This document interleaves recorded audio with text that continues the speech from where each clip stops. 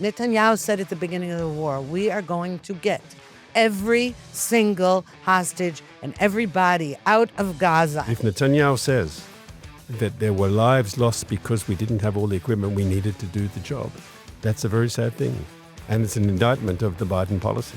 Unlike you, I don't want to give the Biden administration credit or gratitude at all. Oh, wow, Biden came and expressed solidarity with Israel after 1,200 people were massacred and raped and slaughtered, and then 250 kidnapped into Gaza. I'm sorry. It was outrageous that they did that.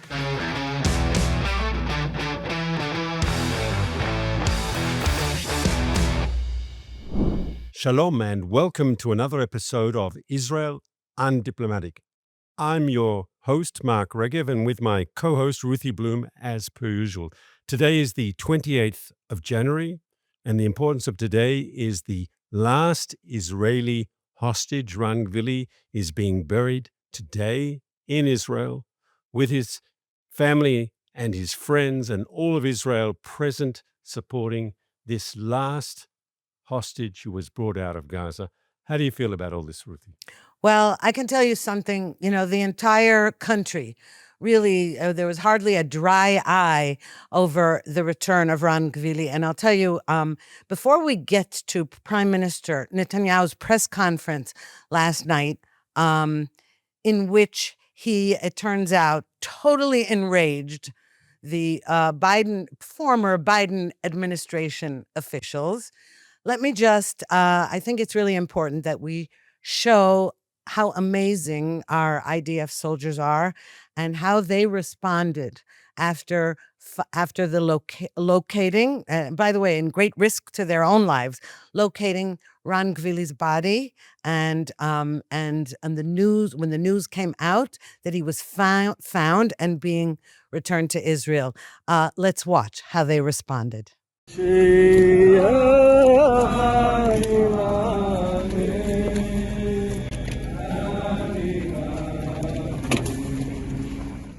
You see, this is how our boys, our men, what they do. They don't just fight, they sing, they thank God. I feel like crying even watching it again for the 100th time. I like to say that when they were still looking for the body of Ran Gvili, I was thinking what they were going through, because you said correctly, they're in Gaza and they could be targeted by Hamas, especially when there's a whole group of Israeli soldiers who are, doing something else, and Hamas could think this is a good chance to, send a bomb over or a rocket over or open up fire. And so they were endangering their lives just by being there. But I was also thinking they were going, right, looking for the body of this deceased Israeli hostage amongst other bodies. And it must have been emotionally very, very difficult to go from body to body in search of the Israeli hostage that we're all looking for, because he was buried apparently by Islamic Jihad, just thrown into some mass grave together with Palestinian casualties. And that these soldiers could do that very difficult and I'm sure gut-wrenching job of going through bodies until they found the one of the Israeli hostage so they could take him out of the mass grave, bring him home to Israel for burial. Very emotional, I think, as I say, very difficult to do that sort of work.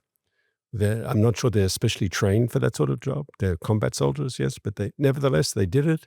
They appreciated the importance of what they're doing, and you can see their reaction when the body is finally found. Imagine owning your own luxury apartment in the heart of Jerusalem.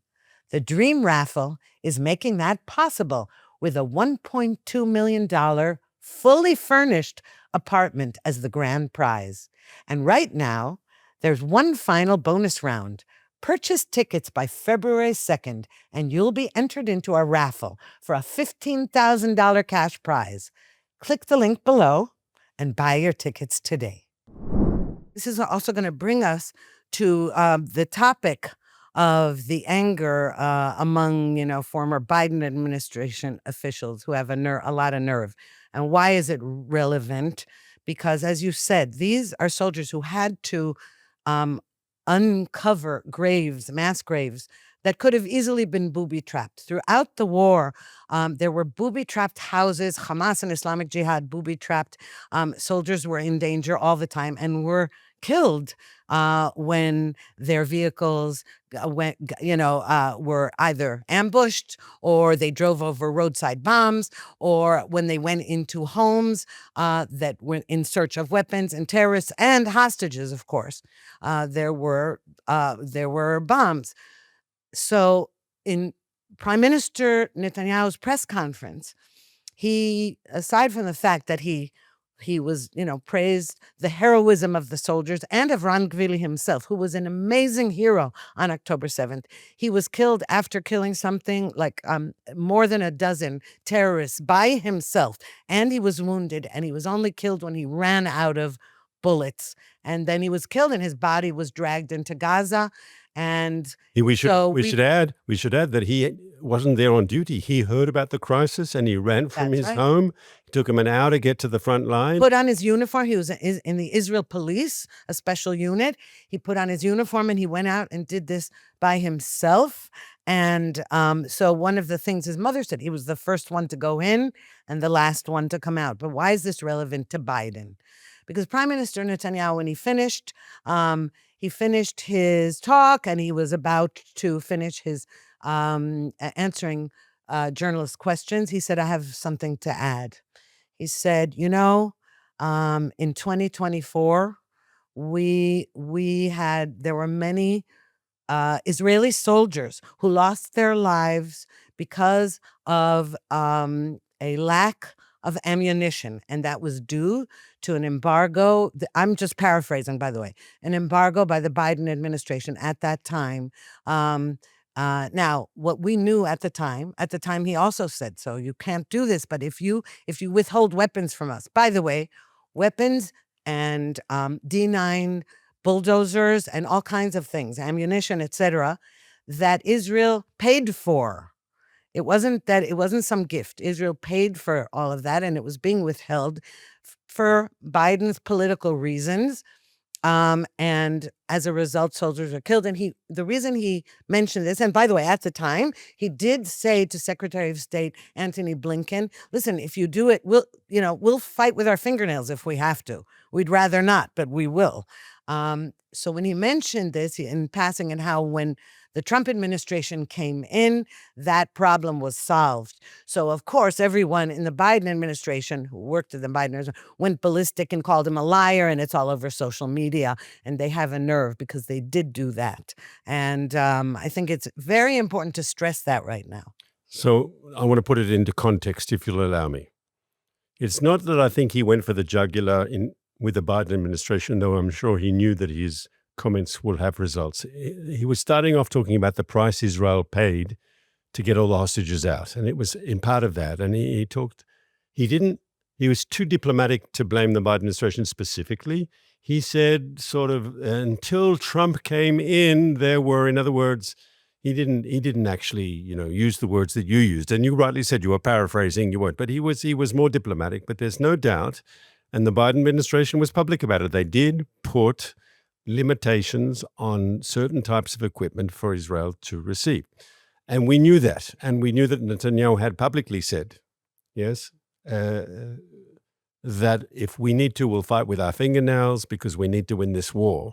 And so the issue that the Biden administration was not giving Israel all the equipment that we thought we needed to win this war quickly and effectively, that's public knowledge. What Netanyahu said for the first time publicly was the issue of, did it cost us lives of our soldiers, right? That had never been said publicly before. And I don't know if he intended to say it or it was a gaffe. I worked once for the prime minister years ago now, and he could make a mistake. Everyone makes a mistake. You speak 100 words, one will be out of place. I don't know if he intended to say it, but often I know, and the unfortunate truth is, when a politician, not just Netanyahu, any politician makes a gaffe. What's a gaffe? It's saying something true that you really shouldn't say publicly. And it's quite possible that what Netanyahu said, right, is unfortunately true. It doesn't mean that there were no supplies left in the Israeli warehouses of ammunition and equipment and so forth. But if this happened, if he's talking about the beginning of 2024, like the time where we're talking about going into Rafah when the American administration at the time was very tough with us, right? That's before the war in Lebanon was done. That's before we had the war with Iran, right? And so Israel will probably needed to maintain stockpiles, right? So that we could deal with the threats in the north and the threats further afar from Iran. And so it didn't mean we had run out of ammunition. It just meant proper planning of how to use our ammunition meant that we had to be maybe more restrictive with some of our equipment. And that if Netanyahu says, if he said it, should have said it or shouldn't have said it, that's a whole different issue. But if he says that there were lives lost because we didn't have all the equipment we needed to do the job, that's a very sad thing. And it's an indictment of the Biden policy. Look, it may have been a gaffe, as you said. I mean, we know, first of all, it's true, and it may have been a gaffe, but I don't think so, because he said it in the other context he said it in was that we need to be more independent. We need to have our domestic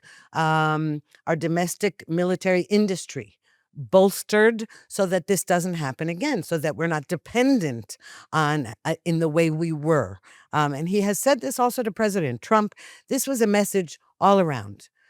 It was also, in my opinion, and that's why I'm glad he said it, whether or not he meant to, about the loss of the soldiers' lives, because he was also giving a signal to, there were many hostile journalists in the crowd. Not all hostile by any means, but we know from certain hostile TV channels and newspapers who blame Netanyahu not only for October 7th, for the massacre, they blame him for the loss of lives in Gaza, of soldiers and of hostages, despite the fact that there was a war going on, and considering the loss of living hostages who entered Gaza, who were killed by Hamas because, according to the anti-Netanyahu crowd, because they heard Israeli planes or soldiers coming close to a tunnel. Well, that's too bad. We lost more soldiers than we lost soldiers trying to find the hostages. And considering that, every last hostage was returned dead and alive. And this is something that's really crucial to point out, because Netanyahu said at the beginning of the war, we are going to get every single hostage and everybody out of Gaza. And that includes 4 Israelis who were there from 2014 and a little bit after that as well. 2 Israelis who had wandered into Gaza, and 2 dead bodies of soldiers who had gotten killed in the war in 2014. There are no more Israelis left in Gaza. And immediately upon Gvili's return and this beautiful scene, and by the way, as you say, his funeral is happening today, the left and the anti-Netanyahu, whatever you want to call them, you could say the center or the who knows, the anti-Netanyahu crowd began to attack him and say that Gvili could have been returned months earlier, and that Netanyahu wanted the hostages dead, and his whole thing was his whole reason for prolonging the war was to stay in power. It was outrageous that they did that. And here, when he said that, he was giving a message on 2 counts. One was that we need to bolster our domestic military production so that we don't have to be as dependent on the United States or anybody else.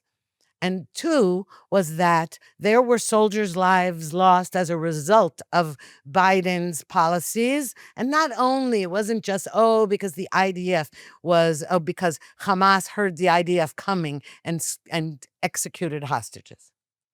So I want to say something I think it needs to be said. In the weeks immediately following the terrible massacre of October 23, so President Biden came here and he gave full support, and that support was very, very important in the early days. And we should recognize that and, I think, express gratitude. But there's no doubt that as 2024 emerged, or I should say broke, the new year broke, the Biden administration got very tough with Israel, and I remember distinctly senior officials were saying we shouldn't do this and we shouldn't do that, and they put those sanctions or certain weapon systems and so forth. And Hamas got the message that the Americans are trying to rein Israel in. They're not going to allow Israel to finish the job.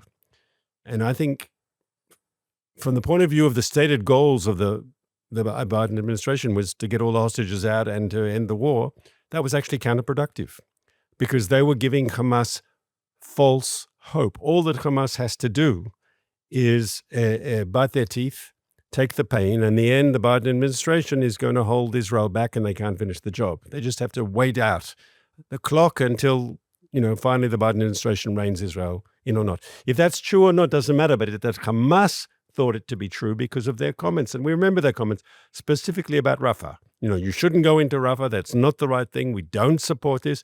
And they publicly, the talk about the restrictions on weapons. For Hamas, that was a present from the way they saw the world. And I don't think it's coincidental when Trump came in, we got the ceasefire precisely because Trump said very publicly the Israelis can go in there and finish the job and all hell, how did he say it? All hell will break loose and so forth and so on. That when Hamas understood that Israel had the capability and the green light from Washington to finish the job, right, and with all the weapons that we need, I have no doubt that that contributed to getting the ceasefire agreement that we got at the end of last year or towards the end of last year. No question. But unlike you, I don't want to give the Biden administration credit or gratitude at all. Oh, wow. Biden came and expressed solidarity with Israel after 1,200 people were massacred and raped and slaughtered, and then 250 kidnapped into Gaza. I'm sorry. Wow. An ally, Israel's greatest ally, by the way, and Israel is also America's greatest ally. Oh, wow. They expressed solidarity when bloodthirsty jihadists slaughtered everybody. So I give them no credit for having the slightest bit of criticism. And that wasn't the only thing that Hamas took, let's say, hope from. It was also the Israeli left protesting in the streets and screaming that that this whole thing happened. Now, of course, I didn't mind protests about October 7th. We should have been protesting at embassies. We should have been protesting at the UN and in Brussels and everything, not attacking Netanyahu when we're in the middle of this, giving Hamas the message that all the left wanted to do was end the war and make a deal to return hostages and succumb to the terrorist demands. And by the way, we have to remember that the reason that Sinwar was the mastermind of the whole October 7th massacre was released in a prisoner exchange for Gilad Shalit all those years before. And yes, that was Netanyahu's doing, but it was because the whole country was pressuring him and again saying you're going to be responsible for someone's death. So they have a lot of nerve. I do not thank Biden at all. I only thank God that Kamala Harris didn't end up president, because she was outright hostile to Netanyahu from the beginning and to Israel, not just Netanyahu. And that is why I give them no credit and no thanks. And yes, the Trump administration has been a solid ally despite differences. And I have many of my own criticisms of what's going on in the Middle East and how the Trump administration is treating it. I would say on the hostage issue that Hamas are bad players. Yes, they're evil, they're terrorists, they're Islamist extremists. They have no qualms about killing Israelis. There's no qualm about Palestinians dying either. That's who they are. They're very, very bad people. But they're smart. And they understood that the hostage issue is a raw nerve in Israeli society. They understood that they have hostages, they have leverage, and that Israeli society from the bottom up, yes, at a grassroots level and in leadership, we value the lives of our people very, very highly. And by taking hostages, they knew that they had strategic assets. And we used to see all these hostage videos, right? Now, what is a hostage video? Is someone points a gun at a starving, fearful person and gives them something that they need to say, right? And what was Hamas telling the hostages to say at gunpoint? Yes, that the Israeli government has neglected me, they've abandoned me, that the Israeli strikes on Gaza are endangering me, right? And the only way to get me out is to do the deal that Hamas wants. That were the three messages. But unfortunately, too many people in Israel just echoed those messages. It's all the Israeli government's fault, all Netanyahu's fault, that the Israeli military strikes on Gaza are actually endangering the hostages and they're not helping them. And of course, finally, then we have to agree to all Hamas's demands. There's even a famous member of one of the opposition parties, one of the more mainstream opposition parties, Yesh Atid, Lapid's party, Miki Levy said, we should agree to any price.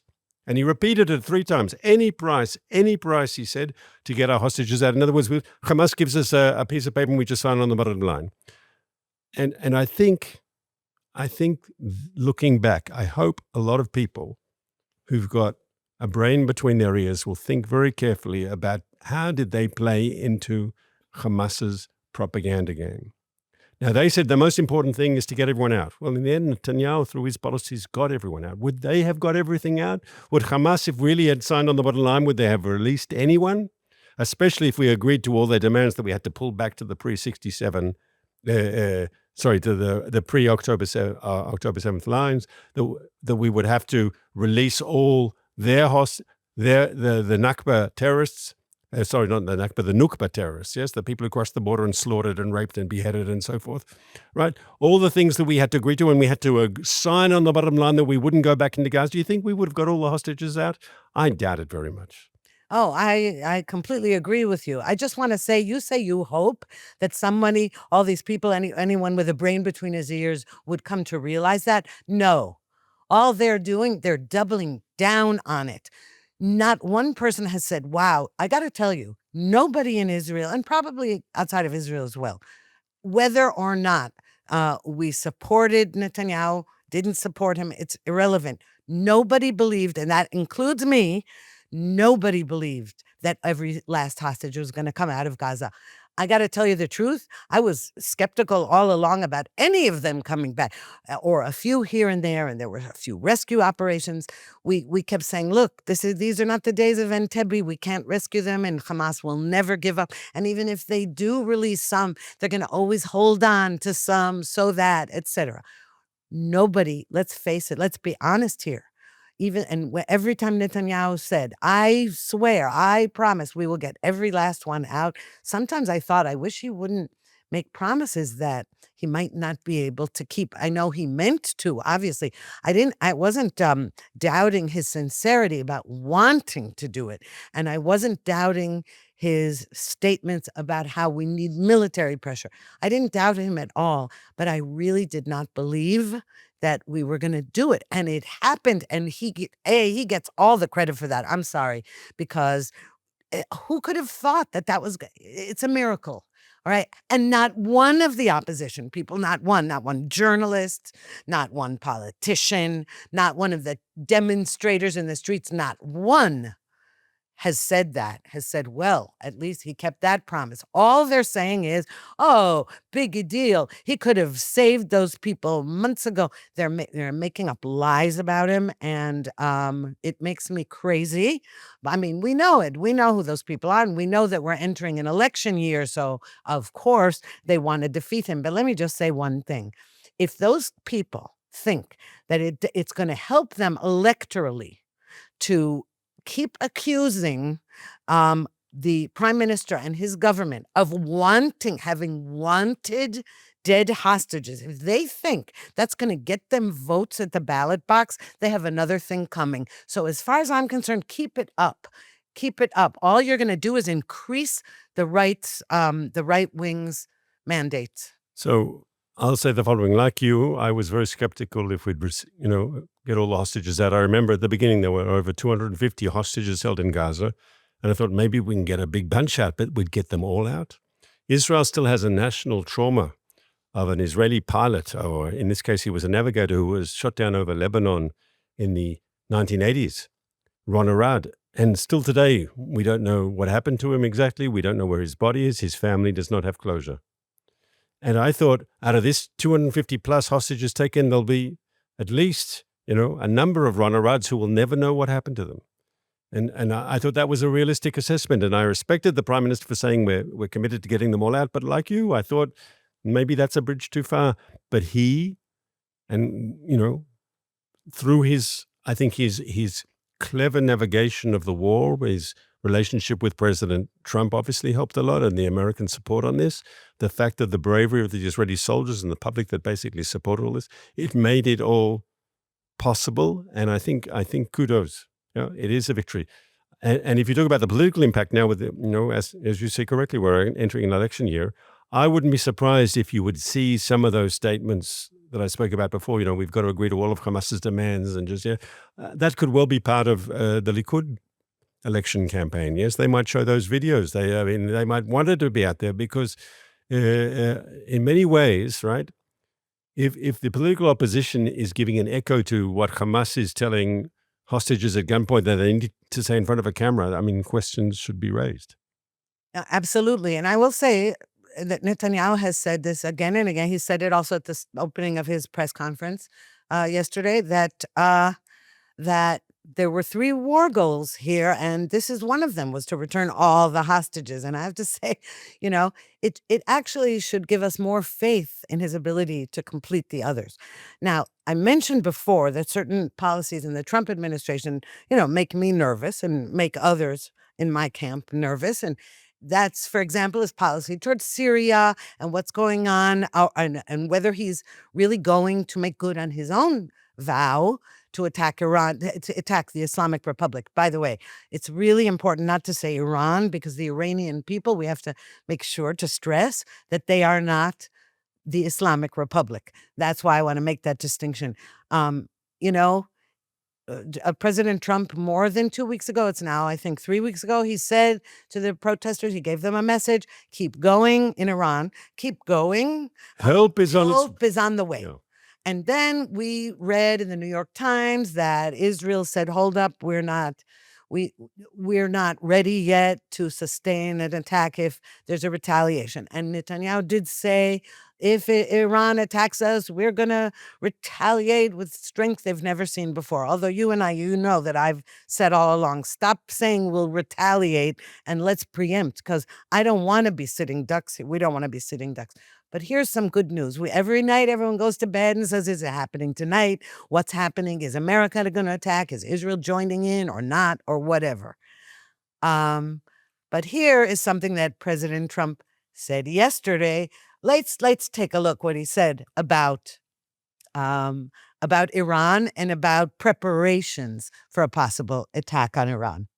People have been waiting for 22 years to do that, and we were right at the end. They were about a month away from having a nuclear weapon. We had to do it. And by the way, there's another beautiful armada floating beautifully toward Iran right now. So we'll see. I hope they make a deal. As someone who we can disagree sometimes, you and me, Ruthie, as our regular viewers and listeners will know. But he says something very interesting. He says, this armada, or he says, beautiful armada is on its way. So he's making a threat. And then he immediately says, and he repeats himself, I hope they make a deal. I hope they make a deal. Now, the sort of deal that's on the table, I understand. He says, total dismantlement of their nuclear program, no enrichment, no missiles. In other words, their whole ballistic missile program has to go kaput. They have to abandon all that. They can't support the terror proxies. In other words, they can't keep funding and supporting Hamas and Hezbollah and Islamic Jihad and the Houthis, right? And if they agree to all that, and the militias in Iraq, I should say, because that's important to America, where there are a lot of American soldiers, right? If they agree to all that, we're willing to make a deal. Now, on the face of it, sounds very smart. We're either going to use this beautiful armada to hit you hard, or you agree now to these conditions. And I'm skeptical. I could be wrong. I just said a moment ago, I was skeptical about Netanyahu and the hostages, and I was wrong. He got them all out, yes? But I'm skeptical about the Iranians' ability to agree to all those demands. It looks to me like, it's true, they get to keep in power and have their regime and that sort of thing. But I'm skeptical if they can agree to those demands from the United States. It would seem to me to be a bridge too far for the Iranian regime. But who knows? Maybe they will agree and there will be a deal. Oh, come on. First of all, it doesn't matter if they agree. They won't agree. Also, they're in no position to do anything. The real has tanked. The whole country is in the toilet, okay? And that regime is the only thing left standing, they're slaughtering their own people. There is no good deal you can make with the Islamic Republic. And it doesn't matter what they agree to because they don't keep their deals, even if they did agree to it. There is not, this is, I will say, I like it when President Trump is amusing, beautiful armada on its way to Iran. Great. He hopes they make a deal. Well, I don't. And let me tell you, this is my message to President Trump. No deal with that regime is a good deal. Just ask the people who are being slaughtered daily. There is no such thing. And I am hoping, again, you say you're skeptical. I wouldn't use the word scatter. I'm not skeptical. I know you cannot make a deal with jihadists. You cannot.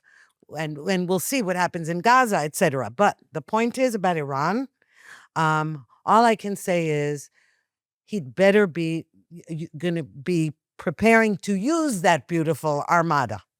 So you're expressing your preference, and I'm giving you analysis of the situation. Everyone knows, it's been reported widely, that there's this secret channel of communication between Steve Witkoff and the foreign minister of Iran, and they're sharing conversations, and they're sharing WhatsApps, and they're talking. And I would think that if the Iranians take these threats of the United States seriously, which they should, and I believe they are, they're going to write back to him and say to you, well, you've got three central demands, nuclear, missiles, and proxies. We'll give you 1 out of 3 or 2 out of 3. And what does Trump do then?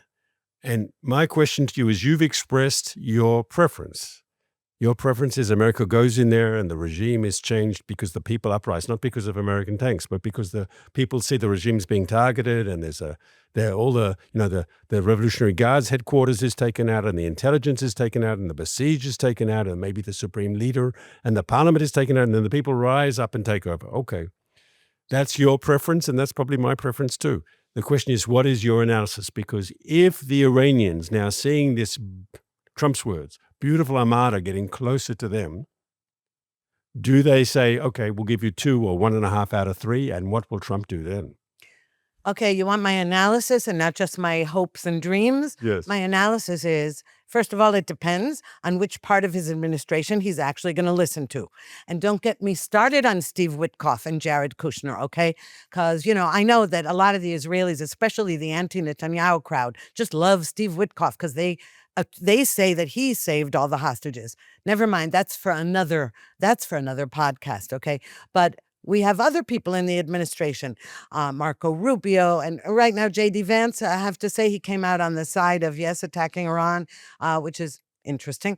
But my analysis is, judging by what Trump has been doing so far, is that he's not going to listen to Steve Witkoff if Witkoff is making those deals.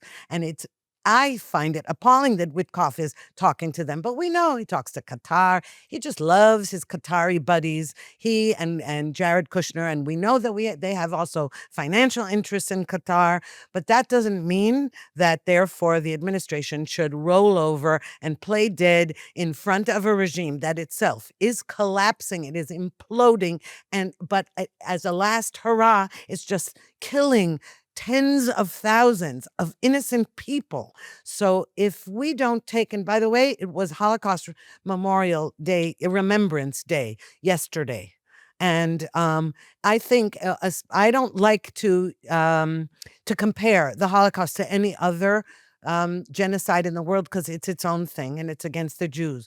But we do have to remember, not like the liars who called what Israel did in Gaza genocide, but what we need to do is say we are seeing in real time mass murder in Iran, and it is our duty as Westerners, as Israelis, as Americans, to do something to help them and rescue them from that and help them topple their regime. Yes. So I'll say the following. You've got a very, very strong and powerful president who is commanding presence in his own administration. And he's spoken to the Secretary of War, and the Secretary of War and the Pentagon, and in this case specifically the Navy, but not only the Navy, the Air Force as well, has prepared him options. We don't know exactly what those options are, but he has to choose. He has viable military options. He has military assets in the area, and he can choose to use that. At the same time, his team of secret negotiators, in this case, your friend, yes, Witkoff, he's working on diplomatic solutions. And ultimately, they're both going to come to the president and say, you have this option or you have this option. And I don't know how Trump will decide, especially if Witkoff can bring something that sounds very good. Obviously, if Witkoff brings nothing, then the people in the Pentagon, they have their options, right? And I don't know which way Trump will go. And we'll have to wait and see. We saw in Venezuela, yes, surgical strike, very limited, very positioned, and he pulled back from regime change. It's a different, the same regime with a different leadership. But you mentioned Holocaust Remembrance Day, which was yesterday. And we, of course, in Israel have Yom HaShoah, which is, according to the Hebrew calendar, just after Passover, after Pesach. But International Holocaust Remembrance Day was decided to be the day that Auschwitz was liberated at the end of the Second World War, or towards the end of the Second World War. And I, of course, think of my father. And I think of the world that he was born into. He was born in Germany in 1931. And then the Jewish people were facing grave danger. Maybe they didn't realize it until too late, but we were facing grave danger. And the Jewish people at the time were homeless, stateless, and defenseless. And what we should be telling our children is today the Jewish people are no longer homeless, stateless, and defenseless. We can screw up. We can make mistakes. October 7th, amazing Israeli screw up, amazing Israeli mistake, which we paid for dearly. But the fact that we have a state, the fact that we have the ability to defend ourselves, that's a real revolution in the state of the Jewish people. That's a real change, a significant change. A people that was discriminated against and treated like dirt and treated worse than animals. Yes, no one exterminates animals for no good reason. Yes, and that we can now stand up strong, hold our heads high, and protect ourselves from those who hate us. That's something we should never forget. That's the Zionist revolution. Of all the 20th century revolutions, in many ways, the Zionist revolution was the most successful, and we can all be thankful for that. Oh, absolutely. I just would like to say, unfortunately or fortunately, your late father didn't live to see the explosion of anti-Semitism all over the West now, not just, okay, we know in the Middle East, but all over the West. And in Australia, where he went after the Holocaust. So you say we have a state and we have power now and we're not defenseless or stateless or homeless. And yet, look what's happening in the world. And that is something that we have to keep an eye on. It's not just that October 7th in Israel was a huge blunder of security. But what about the rest of the world? And what is happening to the Jews all over again? So I agree with that. I think anti-Semitism is resurgent, across the world. But the difference is the Jews have a place they can call home, and the Jews can protect that home, and that we didn't have in the past. Anti-Semitism was always there, going up and down in different waves, different periods of time, sometimes more hibernation, sometimes out there exploding in a very violent way, but it was always there. What wasn't there was an independent Jewish state. That's the big change. Okay, Mark. Well, let's say by next week, I'm hoping that there will be news of an attack on Iran. And if not, what we're going to have to do is find ourselves right back where we started, and who knows what's going to happen in the next news cycle. I look forward to seeing you again next week, Ruthie. So do I. Look forward to seeing you, Mark.